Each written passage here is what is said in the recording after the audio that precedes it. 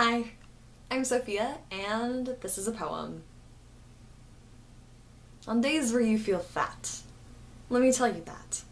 You bloat beautifully. You're like a bioluminescent blowfish. Every marine biologist's 11/11 and birthday wish. Blowing bubbles beneath blue waves, and on the days where you feel like you don't want to think any of the thoughts you've already thought before, we can open up an already thunk thought thrift store and hipsters will sift for outdated high-waisted thoughts and post them on their fashion blogs and get lots of likes, comments, and retweets, and you are bright like a comet and so sweet. So on the days where you feel like your mind needs a shower, I will turn on the TV power and scour in search of shows to make you laugh.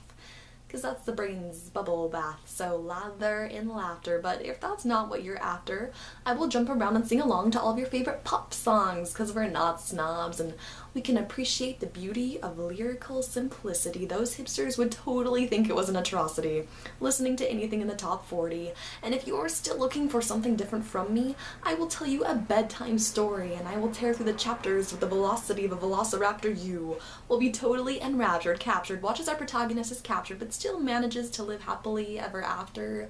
But don't compare somebody's final paragraph with your prologue, your preface, when you've just barely scratched the surface. So on days where your heart feels kind of heavy and worthless, let me tell you that. I want your heart to beat the bass line to every poem I write. I want to crawl inside the cocoon of your ribcage and listen to the start and stop of your caterpillar heart. But really it's more like a silkworm, because I've been spinning spools of thread from the silk that your silkworm heart shed, so that down the length of your arm I can embed my embroidery. So when you look down the length of your arm, you'll see your frayed veins sealed up with a poetry of stitchery, and I'll stitch birds' wings, and I'll stitch forest trees, and I'll seal up your seams with moonbeams. So even in the night you can always be guided by some kind of light to get you through, because I can still imagine you cocooned in crisp white hospital sheets. I can imagine the sound of your monitored heartbeat tracing jagged red lines on a hospital screen to match the scratches on your skin. And you are so soft. I hope you never have to touch another sharp thing ever again, unless you're holding a needle to thread, so you can stitch up the sky with thoughts from your mind, with breath from your lungs, and words from your tongue, because you have the most beautiful voice. I hope when you look down the length of your arm, you see embroidered choice.